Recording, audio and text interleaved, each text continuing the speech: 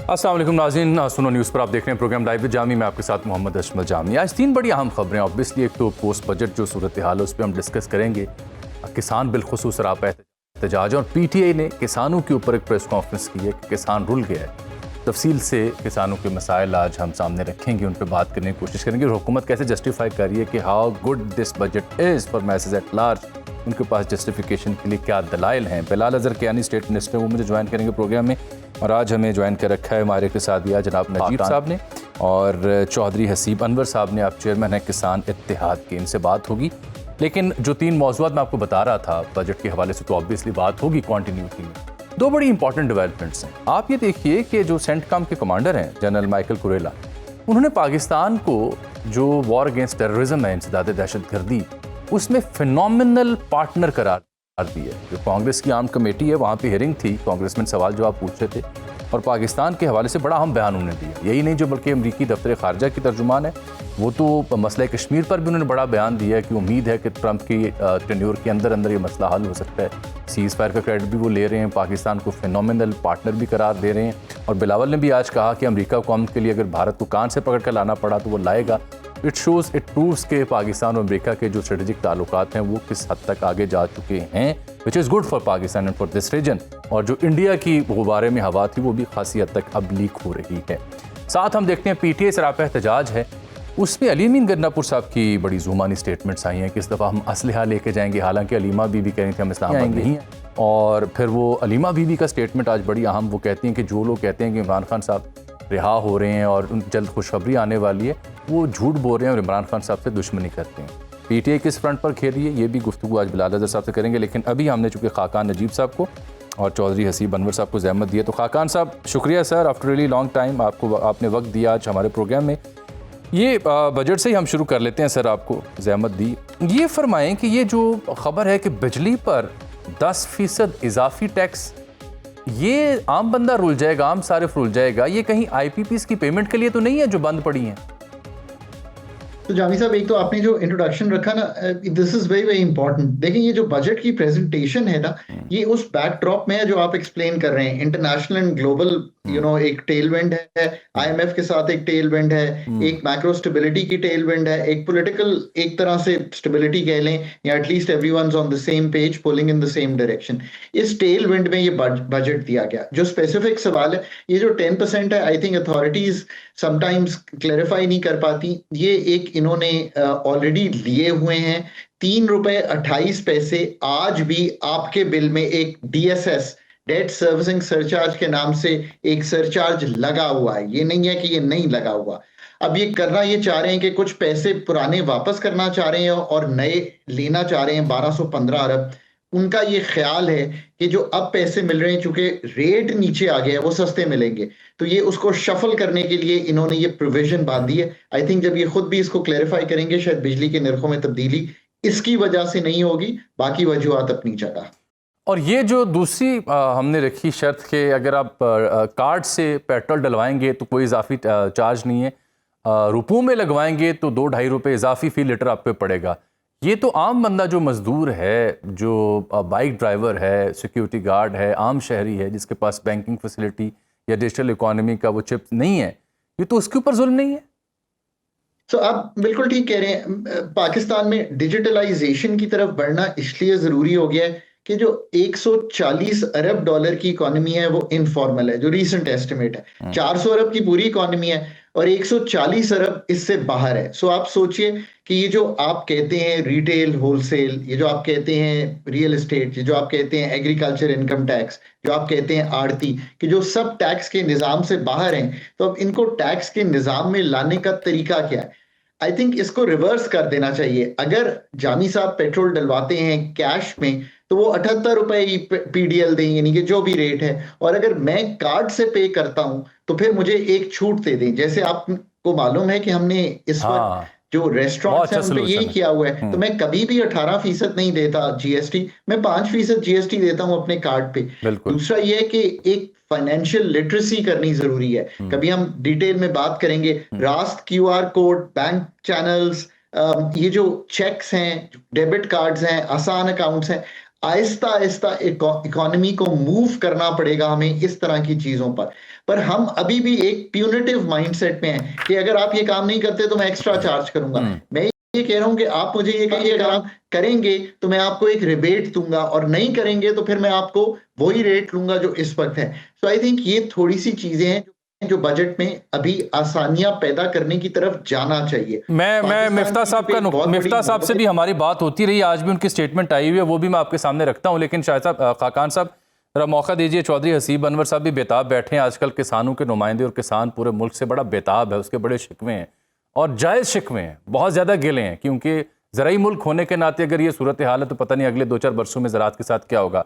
हसीब साहब, आज पीटीआई ने किसानों के हक में बात की है। वो कहते हैं जी किसानों को 2200 रुपए का नुकसान हुआ है, और बताया जाए कि बजट में किसानों के लिए क्या रखा गया है। सर, क्या लॉलीपॉप दिया गया है किसानों को सर बजट में?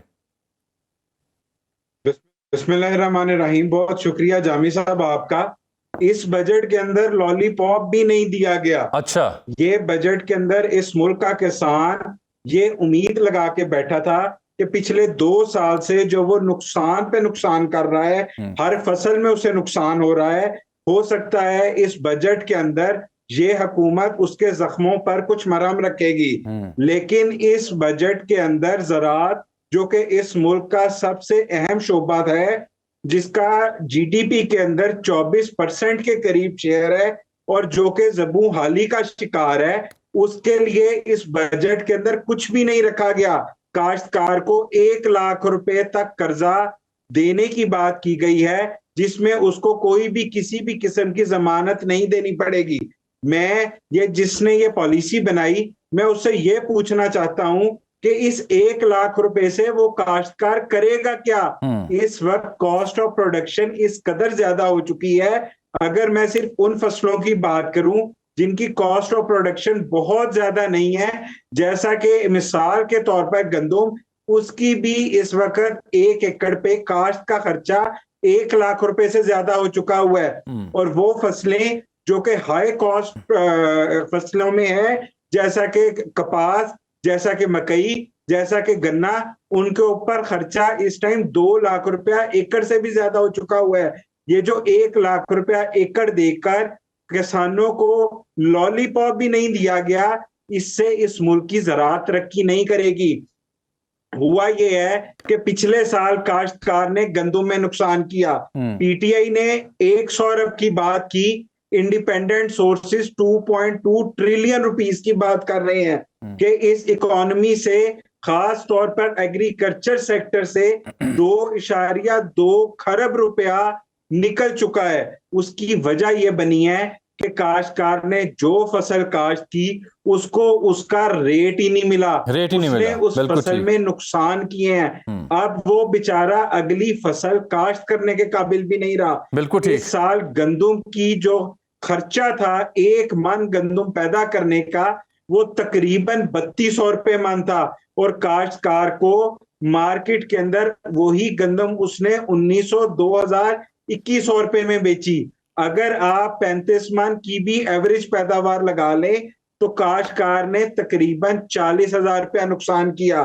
जुल्म की इंतहा ये है कि उन लोगों के हाथों में हमारी पॉलिसी मेकिंग दी गई है जिनको ये भी नहीं पता। अच्छा, ये मैं जरा मैं खाकान साहब की जानिब जाता हूं, लेकिन ठहरे एहसन साहब, ये पंजाब सरकार तो कह रही है कि हमने वो किसान कार्ड भी दिए हैं, मुफ्त ट्रैक्टर भी, और 5,000 रुपया फी एकड़ इमदादी गंदम की मद में भी दिया है। तो ये तो प्रोपेगेंडा है जो किसान कर रहे हैं। गुजारिश ये है कि आपने किसान। ट्रैक्टर कितने लोगों को दे दिए? इस मुल्क की 65% आबादी एग्रीकल्चर के साथ एसोसिएटेड है। आया आपने सबको ट्रैक्टर दे दिए? और जितने पैसों के ट्रैक्टर आपने लोगों में तकसीम किए हैं, अगर आप इतने पैसों की गंदम ही खरीद लेते, स्पोर्ट प्राइस ही अनाउंस कर देते, सस्ती खाद, सस्ता बीज दे देते, तो इस मुल्क में आप किसान, ये तो है ना जी, आपके हैं ये बुनियादी गिले शिकवे। लेकिन इसका जरा तकनीकी पहलू भी खाकान साहब से समझते हैं ना। एहसन साहब साथ रहें, आपसे पूरी बात मैं करूंगा और सुनूंगा भी। ये सर, आपने शिकवा सुन लिया है हसीब अनवर साहब का। मसला ये है कि जब आप एक्सपोर्ट का हदफ रखते हैं 30-35 अरब डॉलर के ऊपर, तो जब आपकी ज़राअत का ये हाल हो और मैन्युफैक्चरिंग का हाल हो कि मिलें बंद पड़ी हूँ और काबिल ज़िक्र कारकर्दगी ही ना दिखा सकें, इकनॉमिक सर्वे उसका एविडेंस दे रहा हो, तो हम कैसे वो अपना टारगेट पूरा करेंगे sir? So it's very very important to realize कि ये जो हमारी इस वक्त ज़राअत है, ये इसमें कुछ क्रॉप्स जो हैं वो इस तरह ऑपरेट कर रही हैं कि जिसमें हमने एक प्राइसिंग फिक्स की हुई है, पास को बाय करता था। I think that regime is changing. Jami साहब, इस वक्त एक डिसरप्शन सी है और वो डिसरप्शन शायद उतनी जिसे कहेंगे स्मूथली मैनेज नहीं हो पाई है जितनी ओवर द इयर्स होनी चाहिए थी। एकदम चूंकि गवर्नमेंट ने विड्रॉ किया है, बाइंग से भी पास्को को खत्म किया, एकदम जो वैल्यू सेट करते थे इन क्रॉप्स की वो भी विड्रॉ की। हालांकि राइस और मेज पाकिस्तान में ही ऑपरेट करते हैं, ना शॉर्टफॉल होती है, ना ही उन पे $3.5 अरब की एक्सपोर्ट भी होती है। दूसरी मसला यह है कि हुकूमत को जहां इन्वेस्ट करना है, R&D में इन्वेस्ट करना है, काश्तकार को बेहतर बीज देना है, फार्म टू मार्केट रोड्स बनानी है, कोल्ड स्टोरेज बनाना है ताकि जो जाया होती हैं चीजें वो जाया ऐसा तो कुछ नहीं हो रहा करनी है। ये सारे काम जो है इनकी तरफ तवज्जो देनी है। मेरी इनसे राय ये होगी कि एक तो एंगेज करें प्रोविंसेस से बहुत ज्यादा, क्योंकि अब ये सब्जेक्ट प्रोविंसेस का है। और जामी साहब ये भी रियलाइज करें, पंजाब की प्रोविंस 1100 अरब रुपए का PSDP देने जा रही है, लार्जेस्ट सिंगल PSDP है पूरे मुल्क में। वफाक का PSDP 1000 है, उनका 1100 है। सो जो ये रखवाना चाहते हैं in terms of projects which will help ज़राअत, वो जरूर रखवाएं, चाहे वो बीज डेवलपमेंट के हों, कोल्ड स्टोरेजेस बनाने के हों, जो करना चाहते हैं, क्योंकि ये एग्रीकल्चर अब इनका। इसी तरह सिंध जो है 900 अरब से ऊपर का PSDP देने जा रहा है। What I am trying to tell you is कि एक सी चेंज आ रहा है from the federal government moving away from these areas. अब फेडरल गवर्नमेंट का डोर नॉक करने से बात नहीं बनेगी, but Punjab government, Sindh government ये टेक ओवर कर रही है सब्जेक्ट्स और इन सब्जेक्ट्स को चलाएंगी और इन सब्जेक्ट्स की बेहतरी के लिए आगे बढ़ेंगी। अब मार्केट मैकेनिज्म्स पे बेस्ड चीजें होंगी। मैं ये जरूर मानता हूं कि इनकी कॉस्ट ऑफ प्रोडक्शन ज्यादा है, तो क्या बिजली के जो हमारे ट्यूबवेल्स हैं उनको सोलर पे शिफ्ट करके इनका मसला बनेगा? They have to think very very progressive policy. बिल्कुल ठीक, ये बड़ी इंपॉर्टेंट बात है कि बिजली कैसे सस्ती हो, खाद और नया जदीद बेच कैसे मिले। ये मैं हसीब बात करता हूँ। सर मुझे थोड़ा सा वक्त दें, छोटी सी एक ब्रेक ले रहा हूँ, एक मुख्तसर चंक अभी बाकी आप दोनों के साथ, छोटी सी ब्रेक के बाद मिलते हैं। वेलकम बैक नाज़रीन। प्रोग्राम के हिस्से में मुझे ज्वाइन कर रखा है जनाब चौधरी हसीब अनवर साहब, चेयरमैन किसान इत्तेहाद। उनके साथ साथ अभी हमें वक्त दिया है जनाब डॉक्टर शफकत मुनीर साहब ने, आप पॉलिटिकल इकोनॉमिस्ट हैं। डॉक्टर साहब आपका बहुत शुक्रिया। डॉक्टर साहब, बजट आपने देखा, उसके ऊपर एतराज़ात भी उठ रहे हैं। बिलखुसूस मैं आज जिक्र कर रहा हूँ प्रोग्राम में पर्टिकुलरली जो हमारा फार्मर है, इसीलिए हसीब अनवर साहब भी मेरे साथ शरीक गुफ्तगू में बार बार जिक्र कर रहे हैं कि वीट हो, कॉटन हो या शुगर केन, उसमें जो नुकसान हो रहा है और जिस तरह किसान डिजेक्टेड फील कर रहा है। और फिर जब गवर्नमेंट 30 से 35 अरब डॉलर की एक्सपोर्ट का टारगेट सेट करती है, तो ज़राअत और मैन्युफैक्चरिंग जो है वो उससे से डिलीवर नहीं कर सकी अपने अहदाफ को। इकोनॉमिक सर्वे भी उसकी एविडेंस सबूत देता है। तो कैसे हम ये हदफ पूरा करेंगे? और ज़राअत तो हमारी मईशत की रीढ़ की हड्डी थी, उनके साथ जो कुछ हो रहा है उसके ऊपर क्या सोल्यूशन आप सुजेस्ट करते हैं? बिल्कुल जामी साहब, आपकी तशवीश बिल्कुल बजाय। हम सबकी ये तशवीश है कि पाकिस्तान जो एग्रीकल्चर कंट्री के तौर पे मशहूर है और इसमें कोई शक भी नहीं, उसकी अगर मेन क्रॉप 13.5% से ज्यादा अगर वो शॉर्टफॉल आ रहा है, जिसका मतलब है हमारे यहाँ फूड इनसिक्योरिटी बड़ी तेजी से आगे आ रही है। और यही फूड अगर हम इंपोर्ट करेंगे तो इंपोर्ट बिल हमारा बढ़ेगा। और दूसरी तरफ हम ये देख रहे हैं कि किसान जो है वो बार बार एक बात का जिक्र कर रहा है कि हमें जो हमारा खर्चा है, जो हमारी मेहनत है, वो अगर नहीं मिलेगी तो ज़ाहिर प्रोडक्शन और डाउन होगी। तो मेरा ख्याल है कि जो बजट में बात की गई वो काफी नहीं है। उसमें कहा है जी कि छोटा किसान उसको हम कर्जे देंगे। ये स्कीम जो कर्जों वाली है ना, छोटे कर्जे, छोटे किसान, ये बड़ी पुरानी बात होगी। अब तो देखें एग्रीकल्चर को मैकेनाइज करने की जरूरत है। अब हमारे पड़ोसी मुल्कों को देख लें, बाकी मुल्कों को देख लें, वो पर एकड़ यील्ड ज्यादा ले रहे हैं। उनके यहाँ रिफाइंड बीज है, फिर उसके बाद बाकी टेक्नोलॉजी यूज हो रही है, फिर पानी के लिए वाटर एफिशिएंट टेक्नोलॉजीज यूज हो रही हैं। और हमारे यहाँ अभी भी ट्रेडिशनल एग्रीकल्चर की वजह से पानी, जो मीठा पानी, स्वीट पानी जो हमारा कम होता जा रहा है, सबसे ज्यादा अभी भी एग्रीकल्चर में जा रहा है। और इसके बावजूद अगर प्रोडक्शन नहीं हो रही तो ये एक बड़ा सीरियस मैटर है। इसको सिर्फ ये ना देखें कि किसान की तो हालत जो है वो तो बिल्कुल ये जेन्युइन बात कर रहे हैं, लेकिन मुल्क कहाँ पे खड़ा होगा अगर हम अपनी फूड अपनी जनरेट नहीं कर पा रहे होंगे। तो ये बड़ी सीरियस कंसर्न है। मेरा ख्याल है इस पे खास तौर पे जिस तरीके से बजट में इसको हैंडल किया गया, वो मैं समझता हूँ कि उसको मजीद थोड़ा सीरियस देखने की जरूरत है। और इसको एक छोटा सा एक एलिमेंट समझ के कि शायद गरीब किसान का ही मसला है, वो भी है, इसमें कोई शक नहीं, लेकिन हमें इसको बड़े लेवल पर सोचना है। क्योंकि एग्रीकल्चर इसी तरह 3 सेक्टर हैं, एग्रीकल्चर, इंडस्ट्री और सर्विसेज। अगर हमारी, और इंडस्ट्री में भी देख लें कि बड़ी मैन्युफैक्चरिंग इंडस्ट्री वो डाउन पे जा रही है, उसकी ग्रोथ आप देख लें वो कम है। तो ये बड़ी सीरियस चीज है। अगर हमने एक्सपोर्ट ओरिएंटेड इकोनॉमी बनना है तो हमें तीनों सेक्टर को तवज्जो देनी होगी। लोगों को फीड करने के लिए हमें किसानों की हालत, अपनी एग्रीकल्चर की हालत बेहतर करनी है, सर्विसेज के लिए प्रोटेक्ट करना है अपना जो हमारा नया जो इस वक्त आईटी में खास तौर पे जो नौजवान आ रहा है, आपने उनको भी टैक्स कर दिया और हेविली टैक्स कर दिया। टैक्स होना चाहिए लेकिन थोड़ा एक जेन्युइन टैक्स होना चाहिए। अब ऑनलाइन बहुत सारे लोग बिजनेसेस कर रहे हैं, 18% अगर इस पे टैक्स लग जाएगा तो वो जो मार्जिन, हाँ जी 18% लगा दिए जी, बिल्कुल। हाँ, वो अगर लग गया है कोरियर कंपनी कलेक्ट करेंगी वो, बिल्कुल ठीक। साथ नहीं सर होगा, बिल्कुल ठीक कह रहे हैं सर। मेरे साथ रहिएगा। हसीब अनवर साहब, डॉक्टर साहब सजेस्ट कर रहे हैं कि जी जदीद फार्मिंग होनी चाहिए, पर एकड़ यील्ड में इजाफा होना चाहिए। ये बात दुरुस्त है कि ट्रैक्टर और ट्यूबवेल की कीमत कम हुई या इसमें इजाफा हुआ, और ट्रैक्टर क्या 3 गुना कीमत पर मिल रहा है? सोलर ड्यूटी भी लगा दी गई है। हसीब साहब, अच्छी बात की। जामी साहब, मैं आपसे ये पूछना चाहूंगा कि डीजल के ऊपर 2.5 रुपए पर लीटर लेवी लगाई गई, कार्बन लेवी, और वो इसलिए लगाई गई कि कंपनसेट किया जाए और लोग जो हैं वो ऑल्टरनेट एनर्जी की तरफ जाएं। आप ऑल्टरनेट एनर्जी में जो हमारे पास ऑप्शन थी वो सोलर थी, उस पे भी 18% लग गया, लेवी लगा रहे हैं, दूसरी तरफ आप सोलर पे भी टैक्स लगा रहे हैं। ये इस मुल्क में पॉलिसी बनाने वालों को ही समझ नहीं है कि हमने क्या करना है और हम क्या करने जा रहे हैं। आपने सिर्फ और सिर्फ इस बजट के अंदर टैक्सेस की भरमार कर दी, हर जगह आपने टैक्सेस कर दिए। इस तरह इकोनॉमी नहीं चल सकती। अगर मैं कॉटन की बात करूं, आप किस यील्ड के बढ़ाने की बात कर रहे हैं? इस मुल्क में जो कॉटन लोकल पैदा होती है उसके ऊपर 18% जीएसटी है, जबकि वही कॉटन अगर टेक्सटाइल मिल वाला बाहर के किसी भी मुल्क से मंगवाएगा तो उसके ऊपर 0 जीएसटी है। आपने अपनी कॉटन को पहले ही मार्केट के अंदर अनकंपेटिटिव कर दिया है। 18% जीएसटी के बाद वो इंटरनेशनल कॉटन से कैसे मुकाबला करेगी? इनपुट कॉस्ट इस टाइम इस कदर ज्यादा हो चुकी हुई है कि अगर मैं अपने हमसाया मुल्क की मिसाल दूं, वहां पे यूरिया का रेट 450 रुपए इक्विवेलेंट टू पाकिस्तानी करेंसी, हमारे यहाँ 4500 रुपए, डीएपी वहां 1200-1300 रुपए, हमारे यहाँ 12,500 रुपए, डीजल वहां 83 रुपए, हमारे यहाँ 350 रुपए लीटर डीजल।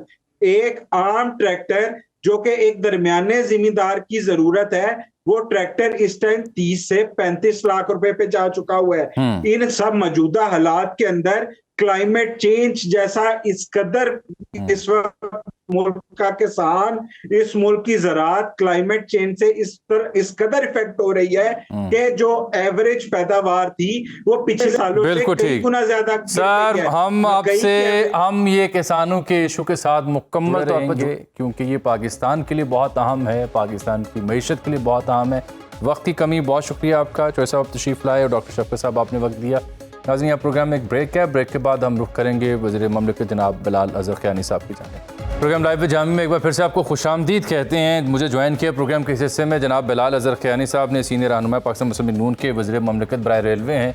बजट के हवाले से जो सवालात उठ रहे हैं, एतराज़ात उठ रहे हैं, पीटीए ने जो प्रेस कॉन्फ्रेंस की वो तमाम निकात इनके सामने रखेंगे। किसान बार बार मेरे प्रोग्राम में बात कर रहे हैं, शिकवे कर रहे हैं, सवाल उठा रहे हैं, गिले कर रहे हैं, बल्कि रो रहे हैं। तो वो हुकूमती नुमाइंदगी कर रहे हैं क़यानी साहब, उनकी खिदमत में उनके तमाम गिले शिकवे रखेंगे। लेकिन आज जो सियासी मंजरनामा है मुल्क का, उसमें भी एक दिलचस्प हलचल हुई है।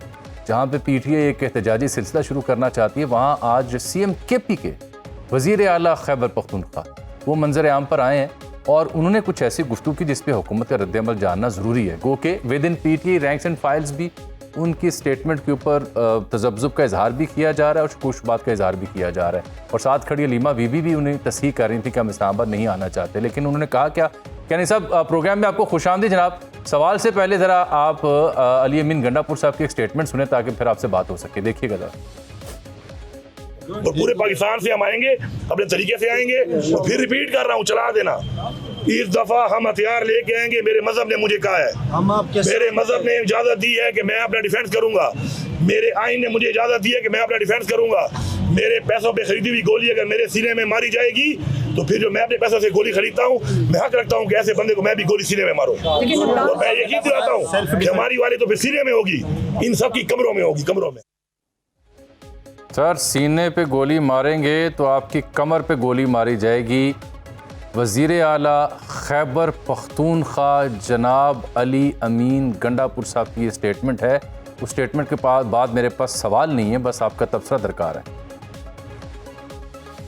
जी बिस्मिल्लाहिर्रहमानिर्रहीम। जामी साहब बहुत शुक्रिया जी अपने शो में दावत देने का। देखिए जामी साहब, मैं तो सिर्फ यही कह सकता हूँ कि नहायत अफसोसनाक बात है कि छोड़ दें कि अपोजिशन है। मैं तो ये कहता हूँ कि एक सूबे का चीफ मिनिस्टर इस तरह की ज़ुबान इस्तेमाल कर रहा है, और इसमें सबसे जो ताजुब की और दुख की बात यह है कि ये कोई नई बात भी नहीं है। या तो हो किस तरह की बात इस तरह के इस शख्स ने और इस जमात ने पहली दफ़ा की हो, ये बात आम हो गई है। इससे बड़ी दुख की बात क्या हो सकती है कि, और हम जब कहते हैं कि आप नौमे वाले हैं और आप कहते हैं हम ये आप नौमे बोलते रहते हैं, तो आप अगर तुले हुए हैं साबित करने पर कि आप हैं नौमे वाले, आप हैं रियासती इमलाक पर और रियासती लोगों पर हमले करने वाले, आप हैं हमारे जवानों पर हमले करने वाले, आप अगर तुले हुए हैं इस बात को साबित करने पे, तो फिर तो हम आपको रोक नहीं सकते। आप पिछली दफ़ा आप तब भी हथियार लेकर आए थे, आपने तब भी अपने ही जवानों के ऊपर आपने तशद्दुद किया था, और उस टाइम पे भी आपने इसी तरह ही गरीब लोगों के बच्चों को उकसा कर आप लेकर आए थे, और फाइनल कॉल के नाम पर जब आप आए थे तो फिर आप तो खुद गाड़ी लेफ़्ट टर्न करके भाग गए थे, आप भी, आपके साथ वो मैडम भी। मगर आप आज फिर उसी तरह की नीच सियासत पे, आग लगाने पर, नफ़रत पर तुले हुए हैं, एक ऐसे वक्त पर जब अल्लाह ताला ने हमें फ़तह दी है, जब हमारे जवानों के पीछे पूरी कौम खड़ी हुई है, और आप फिर से हथियार लेकर किस पर गोली चलाने की बात कर रहे हैं। फिर आप में और बॉर्डर पार दुश्मन में क्या फ़र्क रह जाता है। हम ये बातें नहीं करना चाहते, मगर आप जब इस तरह की बातें करेंगे तो ये बातें फिर करना मजबूरी और ज़रूरत बन जाती है। तो हम सिर्फ यही कहेंगे कि जी अल्लाह ताला इनको हिदायत दे और ये होश के नाखुन लें, और इस बात के ऊपर अगर कोई इनकी जमात के लोग तजब्जुब से आकर इसकी नफ़ी करें तो बेहतर होगा। ये कोई वक्त नहीं है। ये आप फॉर वंस प्लीज़ एक कौमी जमात होने का दावा करते हैं तो उसका सबूत भी पेश करें, कुछ संजीदगी दिखाएं, कुछ मामलात को समझें, कुछ समझें कि आपकी जिम्मेदारी क्या है और आपके अल्फाज का क्या असर हो सकता है। और आप एक सूबे के चीफ मिनिस्टर हैं, हम सिर्फ यही तलकीन कर सकते हैं। लेकिन उनका ये शिकवा भी तो अपनी जगह दुरुस्त नहीं है जी। आप पिछली दफ़ा उनके नौजवानों पे गोलियां चली थी, चाहे रबड़ की आप कहते हैं या दूसरी जो गोलियां कहते हैं, लोग तो जख्मी हुए थे। वो तो कहते हैं हमारे ऊपर सीधे फायर किए गए। देखिए जामी साहब, वो तो कहते हैं जी हमें आप एहतजाज का हक नहीं देते, बाकी सियासी जमातों को आप एहतजाज का हक देते हैं, उनकी पकड़ धकड़ करते हैं और उनको एहतजाज का हक नहीं देते, और मजबूर होकर वो कहते हैं जी हम ये स्टेटमेंट्स देने पर मजबूर हैं। नहीं जामी साहब, देखिए फिर इसमें फिर पूरी एक तारीख है। एक सिर्फ एक मौका नहीं है, पिछली एक दहाई से पीटीआई की सियासत के नाम पर वायलेंस करने की एक पूरी एक ट्रेडिशन है। आप चाहे वो डी चौक पर कब्रें खोदना हो, चाहे वो 9 मई हो, दीगर और वाक़यात, पीटीवी की बिल्डिंग पर हमला हो, हमने तो एक तारीख देखी है। आप बता दीजिए कि कौन सी ये सियासी जमात का एहतजाज है जो बाकी जमातें करती हैं और उसका कोई मुवाजना ही नहीं है इनके एहतजाजों के साथ। और ये 9 मई हुआ है, 9 मई में इनके लोग सामने नज़र आए हैं। पिछले साल डेट के अंदर हमने दीगर दफ़ा देखा है ये रियासती मशीनरी इस्तेमाल करके, टेयर गैस और मशीनरी इस्तेमाल करके, असला इस्तेमाल करके ये आए हैं और उन्होंने हमला किया है। तो देखिए अब और इनको उस वक्त एहतजाज के नाम पर ये फिर से इनने वायलेंस की थी, तो उस दफ़ा इनको कोर्ट की इजाज़त भी नहीं थी और इन लोगों ने कहा था कि हम तुले में। तो आप आकर जब आप नहीं किसी चीज़ का लिहाज रखेंगे और आप अपने ही लॉ इन्फोर्समेंट एजेंसीज़ के जवानों पर हमला करेंगे, तो लॉ एंड ऑर्डर को इंश्योर करना, प्राइवेट और पब्लिक प्रॉपर्टी को और शहरियों का तहफ़्फ़ुज़ करना तो फिर रियासत का एक किरदार है ना जी। अगर आप इस तरह की बदमाशी पर उतरेंगे तो फिर ऐसा तो नहीं हो सकता कि आपके लिए दरवाजे खोल दिए जाएँ और जिस आपने पहले तबाही मचाई थी फिर से तबाही मचाई जाए। तो इसलिए हम गुजारिश करते हैं कि आप अपना संजीदगी से अपना किरदार कौमी असम्बली में और सेनेट में जो अपोजिशन का है वो अदा करें। आपने अगर मुकाबला करना है तो आप मुकाबला करें, बताएं कि खैबर पख्तूनख्वा में गवर्नेंस के हवाले से, हेल्थ और एजुकेशन में आप क्या काम कर रहे हैं, और अडियाला जेल के जो आप बार बार चक्कर लगाते हैं वहां से बाहर। ये तो अब ज्यादा मुनासिब पूछा कि खैबर पख्तूनख्वा की हुकूमत क्या काम करे। ज्यादा मुनासिब तो ये होता है कि अगर आइडियली पीटीआई को नुमाइंदा भी यहाँ बैठा होता ताकि उससे मैं जवाब भी ले लेता आपके इन एतराज़ात के ऊपर, लेकिन चूंकि स्टेटमेंट उनकी आई तो आपका रद्द-ए-अमल जानना भी फ़र्ज़ था। वो आ गया, बजट पे आ जाते हैं सर, तो खैर सियासी मामला तो बात होती रहेगी। ये सबसे बुनियादी शय इस बजट में 3-4 सवाल हैं। एक तो मिफ्ता इस्माइल साहब जो कभी आपका हिस्सा होते थे वो भी एतराज़ात उठा रहे हैं, लेकिन ये जो वज़रा और पार्लियामेंटेरियंस की तनख्वाहों में इजाफा किया गया और फिर उसका दिफा किया जा रहा है, ये people are unable to get connected with this decision. उसको आवाम जो हैं मैसेज एट लार्ज वो शक की निगाह से देख रहे हैं, दुख हो रहा उन्हें कि टैक्स वो भुगत रहे हैं, और चाहे वो पेट्रोल डलवाना है बगैर कार्ड के तो, चाहे सोलर मंगवाना है तो, और हर तनख्वाहें हैं उसमें, लेकिन वज़रा और जो चेयरमैन सेनेट और स्पीकर हैं कौमी असम्बली के, उनकी तनख्वाहों में इस कदर इजाफा क्या ज़रूरत थी सर इस सूरत हाल में, जबकि मुआशी तंग दस्ती है, कर्ज़े हैं, कर्ज़ों पर सूद की अदायगियाँ हमने करनी है। जी जामी साहब, देखिए दो बातें जी। सबसे पहले तो आज ही हमारी इस हुकूमत के जो बजट में इस साल, मौजूदा साल में और अगले साल में जो हमने आवाम के रिलीफ मेजर्स हैं, आपने देखा कि मुश्किल हालात में जब हमने हुकूमत संभाली थी पिछले साल, तो उस टाइम पर लोगों का एक ख्याल था, और उस टाइम पे पीटीआई भी हुकूमत बनाने की बात से भी गुरेज करती थी, क्योंकि सबका एक ख्याल था कि मुआशी हालात इतने मुश्किल हैं कि ये तो एक कांटों का ताज है, जो भी हुकूमत लेगा वो इसी के वज़न तले गिर जाएगा, और ये मुआशी हालात नहीं संभाले जा सकते, महंगाई का तूफ़ान है और ये मुश्किल हालात हैं। मगर अल्हम्दुलिल्लाह हमने वो संभाले भी, और IMF का एक प्रोग्राम भी तय किया, उसको चलाया भी, खसारे भी कंट्रोल किए, करंट अकाउंट सरप्लस भी पोस्ट किया, ज़र मुबादला के ज़खायर भी बेहतर किए, मगर साथ ही साथ महंगाई भी काबू की, बिजली के नर्ख भी कम किए, पेट्रोल और डीजल की कीमतें भी हमारे इस दौर में कम हुई। तो और उस दौरान भी हमने मुलाजिमीन की तनख्वाहों में इजाफा किया था, और साथ ही साथ बेनज़ीर इनकम सपोर्ट प्रोग्राम के तहत, जिसके तहत 1 करोड़ से ज़ायद ख़ानदानों को, अफराद को नहीं, 1 करोड़ से ज़ायद ख़ानदानों को डायरेक्ट कैश सूरत में मदद मिलती है। बहुत अच्छे फैसले हैं, बहुत अच्छे फैसले हैं, बिल्कुल अच्छे फैसले होंगे। मेरा सवाल वही है सर, देखिए चेयरमैन सेनेट और स्पीकर की तनख्वाह 2.5 लाख से बढ़ाकर 21.5 lakh, and so is the case with other ministers and member of national assembly और सेनेट। Not at all. नहीं, देखिए जामी साहब, मुझे नहीं पता स्पीकर साहब की, चेयरमैन साहब की क्या लेवल बना है तनख्वाह का, और वो पार्लियामेंट का इस्तेहकाक होता है। मैं आपके सामने पार्लियामेंटेरियंस या जो वज़रा हैं उसकी मैं ये ज़रूर बात आपके सामने कह सकता हूँ कि नंबर 1, आज भी आप जहाँ पे इतने गुनाह की बात करते हैं, तो आज भी मैं आपको बताना चाहूँगा कि पार्लियामेंटेरियंस की एक तो कोई तकरीबन 1 दहाई तक मेरे ख्याल से उनकी तनख्वाहें फ्रोज़न रही हैं। उस तरीके से पहले ये एक शिक थी कि जिस भी मकदार से पार्लियामेंटेरियंस या पार्लियामेंट जो है वो सरकारी मुलाजमीन की तनख्वाह में इजाफे का तय करेगी, उसी से बढ़ेगी, मगर वो प्रैक्टिकली नहीं हुआ। तो एक तो ये फ्रोज़न रही, और आज भी जो पार्लियामेंटेरियंस की और जो आपके वज़रा हैं उनकी जो तनख्वाहें हैं, they are still I believe significantly less, उनसे कम हैं आपके सिविल सर्वेंट से भी। और जामी साहब मेरी, और and it's definitely significantly less than most TV anchors.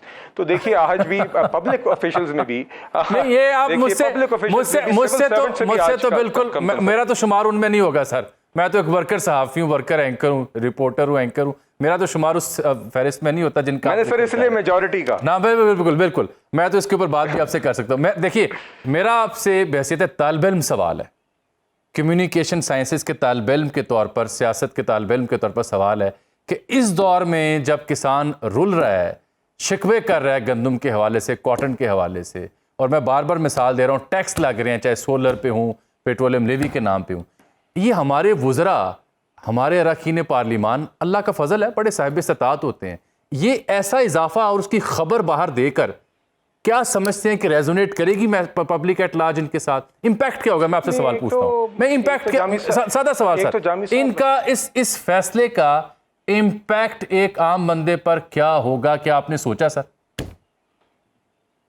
नहीं जामी साहब, देखिए बात ये है, एक तो ये ऐलान जो है ये मेरे ख्याल से वज़रा का अभी महीना 2 महीने पहले कबल हुआ था, और मैं आपके सामने गोश गुजार कर चुका हूँ। आज भी आप प्राइवेट सेक्टर के भी जो आपके, देखिए आप एक्सपेक्ट करते हैं सारे साहिब इस्तेहकाक नहीं होते, सारे साहिब वसाइल नहीं होते पार्लियामेंटेरियंस और वज़रा भी। बहुत सारे लोग मिडिल क्लास से आते भी हैं, और मिडिल क्लास से ताल्लुक़, और बल्कि आपने ये इंश्योर करना है कि या तो आप आगे सियासत के अंदर यही मयार रखें कि जो बावसाइल है, जो अरबपति आदमी है, सिर्फ वही सियासत में आ सके, तो फिर तो आप बिल्कुल इस तरीके से रखें। मगर अगर आप एक डिसेंट, जो आप एक middle middle class private sector professional को, बल्कि ब्यूरोक्रेट को, जो मिडिल लेवल के ब्यूरोक्रेट की तनख्वाह है, उस तक आज इस इजाफे जिसका आपने जिक्र किया उसके बाद ये तनख्वाह आई है। अगर आप ये इंश्योर करते हैं तो बहुत सारे वो लोग जो बावसाइल नहीं है वो अपने एक रोज़मर्रा का खर्चा चला सकते हैं। पार्लियामेंटेरियंस जो होते हैं वो अपने हल्के के अखराजात चलाते हैं, वहाँ पे दफातर हैं, आपने हल्के के कोने कोने में जाना होता है। पार्लियामेंटेरियंस अपने वसाइल से जाते हैं, वहाँ पे अपने अवामी राब्ता ऑफिस चलाते हैं। मैं हरगिज़ ये नहीं कह रहा, देखिए पब्लिक ऑफिशियल्स के अंदर आपको यकीनन you have to be very conscious, उसके अंदर आपने हमेशा एक ऑस्टेरिटी का एक आंसर और उसके अंदर कॉन्शियस। अल्लाह आपका भला करे, ये हम आपसे बस सुनना चाह रहे थे कि इसकी जरूरत थी सर, बिलखुसूस ऐसे वक्त में। बिल्कुल नहीं, बिल्कुल है जी। हाँ। नहीं बिल्कुल है जी, बिल्कुल। अगर देखें ना, अगर प्राइम मिनिस्टर और वज़ीर ख़जाना खुद कहते हैं कि हम नहीं लेते तनख्वाह, बड़ी अच्छी बात है। तो बाकी जो साहिब इस्तात हैं जिनको अल्लाह ने दिया है वो भी पहल करें। मुझे याद पड़ता है कि MQM के जो एक रहनुमा थे उन्होंने on the floor of the house ये बात की थी कि हम सबको वॉलंटियरली तनख्वाहें नहीं लेनी चाहिए। तो ये अगर प्राइम मिनिस्टर और फाइनेंस मिनिस्टर कर सकते हैं तो बाकी जो लोग अल्लाह ने जिन्हें मिलें दी हैं, इंडस्ट्रियाँ दी हैं, बेतहाशा ज़मीनें दी हैं, वो आवाम के साथ यकजहती करें कि जनाब आप टैक्स नहीं भुगत रहे, हम भी आपके साथ खड़े हैं, हम तनख्वाह नहीं ले रहे, हमारे पास अल्लाह ने दी हुई है और ज़रूरतमंद ले लें। जी नहीं जामी साहब, देखिए मैंने जैसे आपसे कहा बिल्कुल कि इसमें वी शुड बी कॉन्शियस, मगर मैं सिर्फ ये कह रहा हूँ कि पब्लिक ऑफिशियल्स की तनख्वाहों पर, ख़ास तौर पर वज़रा और पार्लियामेंटेरियंस की तनख्वाहों पर कमेंट्री करना बिल्कुल हक है और ये आवाम का हक है। मगर मैं ये कह रहा हूँ कि जब आप ये डिस्कशन करें तो जब आप कहें कि इतने गुनाह बढ़ा दिया तो इस पर फिर ये कंपैरिजन भी ज़रूर जहन में रखें कि कितने अरसे से इसमें किसी किस्म का इजाफा नहीं हुआ था और आज भी जिस सतह पर ये तनख्वाह है ये बकिया शोबों के साथ या पब्लिक ऑफिशियल्स, जजेस हों, ब्यूरोक्रेट्स हों, प्राइवेट सेक्टर के मिडिल क्लास के ऑफिशियल्स हों, उनकी तनख्वाहों से क्या मुवाजना है, ये भी चीज़ ज़रूर रखिए ताकि एक गलत तासुर, मतलब कि हकीकी जो भी तासुर है उसके ऊपर लोग अपनी राय रखें। मैं सिर्फ ये कह रहा हूँ कि वो हकाइक ज़रूर रखें। बाकी yes, public officials should always be conscious of this and ये तो जी हमें यकीनन ये सारे फैक्टर्स को मद्देनजर रख के ये very kind of you, very kind of you. अच्छा, मेरे साथ सर प्रोग्राम में अभी किसानों के नुमाइंदे थे चौधरी अनवर साहब, उन्होंने बड़ा कैटेगोरिकली 2-3 नुक्ते हाईलाइट किए, आपकी तवज्जो उस पर दरकार होगी। वो कहते हैं जी कि डीजल पर 2.5 रुपये लेवी रखी कि ताकि इनकरेज किया जाए ऑल्टरनेटिव सोर्स ऑफ एनर्जी के ऊपर, और जब उधर हमने तवज्जो की यानी सोलर के ऊपर तो उसके ऊपर 18% अब टैक्स लग रहा है उसकी इंपोर्ट के ऊपर। फिर क्लाइमेट चेंज भी है, जदीद बीज भी नहीं है, और इमदादी कीमत गंदम की उसका भी बड़ा गर्क हो गया। वो शिकवा कर रहे थे, रोना रो रहे थे। तो ये वाकई किसान पिस रहा है। और ज़राअत जो रीढ़ की हड्डी है, कॉटन -30%, वीट -14% पर चली गई। इसके ऊपर आपने कोई ऐसी इस्लाहाती प्रोग्राम का निफाज क्यों नहीं किया, आगाज़ क्यों नहीं किया? क्या रखा है किसान के लिए? वो तो रो रहा है जी। इसमें मैं गुजारिश करता हूँ जी, देखिए जामी साहब, सबसे पहले तो जो सोलर पैनल का जिसका आपने जिक्र किया, उसमें सिर्फ इंपोर्टेड सोलर पैनल्स के ऊपर GST की बात हुई है ताकि जो आपके लोकली मैन्युफैक्चर्ड या कोई लोकल असेंबली करना चाह रहे हैं वो डिसएडवांटेज पर ना हो। अभी ये था कि जो भी इंपोर्टेड सोलर पैनल पे टैक्स नहीं था मगर लोकली था, तो उससे एक डिसएडवांटेज था। तो ताकि हम लोकल प्रोडक्शन और असेंबली को फरोग दें, उसके लिए ये पैरिटी, ये बराबरी इंश्योर करना जरूरी था, ये इसलिए की गई। दूसरा ये जी, आज भी सोलर इज़ वेरी अट्रैक्टिव। आज भी अगर आप इस टैक्स के बाद भी, मेरे ख्याल से जिसको 1.5 साल में पे बैक मिलता था, अब उसको 2 साल में पे बैक मिल जाएगा। मतलब कि जो भी आप लगाएंगे 2 साल में आप उसको कमा लेंगे बिजली के इस्तेमाल से। तो आज भी अट्रैक्टिव ऑपोजिशन है। तीसरा, हम हरगिज़ भी ये नहीं कह रहे कि सोलर को हम नहीं चाहते कि हम इंकरेज करें। सोलर आज भी है, मगर साथ साथ मैं किसान एग्रीकल्चर के हवाले से ये ज़रूर कहूँगा कि कुछ जगहों पे सोलराइजेशन का एक डाउन साइड ये ज़रूर रहा है कि जब आप सोलर पैनल से अगर आप उसको इफ़ेक्टिव वाटर या आप कहें कंजर्वेटिव वाटर यूसेज के साथ ना लगाएं, तो अक्सर कुछ जगहों से ऐसी भी बातें आई हैं कि सोलर लगने के बाद वो ट्यूबवेल चले जा रहे हैं और वाटर टेबल्स की डिप्लीशन भी हो रही है। तो हमें ये सारी चीज़ों को इकट्ठे देखना है, वाटर कंजर्वेशन को भी देखना है। बिल्कुल ये बात सही है कि सीड टेक्नोलॉजी हमें, सीड की क्वालिटी हमें बेहतर करनी है, मॉडर्न फार्मिंग टेक्निक्स करनी है। प्राइम मिनिस्टर साहब ने जी इस हवाले से एक टास्क फोर्स जिसमें प्राइवेट सेक्टर के मेंबर्स शामिल हैं, हमारे ऐसे पाकिस्तानी बहन भाई यंग उसमें से काफ़ी हैं जो कि मॉडर्न फार्मिंग टेक्निक्स इस्तेमाल कर रहे हैं या कॉर्पोरेट फार्मिंग कर रहे हैं या एग्रीकल्चर फाइनेंस पे काम कर रहे हैं। उनकी इनपुट के साथ एक रोड मैप एग्रीकल्चर का मुरतब किया जा रहा है जो आइंदा हफ्तों में आपके सामने आएगा। मगर साथ ही साथ मौजूदा जो फैसिलिटीज़ हैं उसमें हमारे किसान भाइयों के पास, बहन भाइयों के पास, आपने देखा पंजाब हुकूमत की तरफ से मिसाल के तौर पर किसान कार्ड मौजूद है। जिसके तहत वो सब्सिडाइज खाद DAP ले सकते हैं और साथ ही साथ उसी कार्ड को इस्तेमाल करते हुए वो छोटा सा कर्ज इंटरेस्ट फ्री बुनियाद पे गालिबन या लो इंटरेस्ट पे वो ले सकते हैं, जिससे जब उन्होंने अपनी इनपुट खरीदनी हो, खाद खरीदनी हो, तो वो उसको इस्तेमाल करें और जब वो अपनी कमाई कर लें अपनी जो भी वो बिलाल साहब जो है ना ट्रैक्टर वाला जो नुक्ता है उसके ऊपर अभी जो चेयरमैन किसान इत्तेहाद थे वो कह रहे थे कि भाई ये तो चंद लोगों के पास गए ना, यही रकम आप इमदादी कीमत जो थी गंदम की उसमें इजाफे में इस्तेमाल कर लेते तो किसानों का ज्यादा भला हो जाता। ये देखिए बात ये जी दोनों काम करने ना जी, क्योंकि हम सिर्फ देखिए बात ये जामिद साहब कि अगर तो हम सिर्फ माली इमदाद होनी चाहिए जहाँ पे हम कर सकते हैं वो हम कर रहे हैं और एक्सेस टू फाइनेंस भी हमने इंश्योर करना है, मगर साथ ही साथ अगर हम जदीद मशीनरी की तरफ, जदीद फार्मिंग टेक्निक्स की तरफ नहीं जाएंगे तो हमारी यील्ड्स नहीं बढ़ेंगी। हकीकत यह है कि जहाँ पे यकीनन हमारे बहुत सारी चीजें हमें करने को हैं, हमने साथ साथ अपने एग्रीकल्चर सेक्टर को भी जदीद मयार पर लेकर जाना है, तो ये दोनों चीजें हैंड इन हैंड है जी। और इंशाल्लाह ये हम अपने किसान दुरुस्त बात है सर, सतह पर भी और वफाकी हुकूमती सतह पर भी करेंगे। दुरुस्त बात है ये जी, जिद्दत तो लानी पड़ेगी क्योंकि क्लाइमेट चेंज भी है, टेम्परेचर बदल रहा है, नए बीज चाहिए, फसलों के दौरानिया का जो है वो ख़राब हो रहा है, पानी का टेबल नीचे जा रहा है, बिल्कुल दुरुस्त, उधर तवज्जो देनी होगी। बहरहाल जी बहुत शुक्रिया सर आपके कीमती वक्त सा, आपके ख्यालात जो है हमारे नाज़रीन ने देखे और जाने। नाज़रीन मुलाकात होगी आपसे कल, तब तक के लिए मुझे इजाज़त, अल्लाह हाफ़िज़।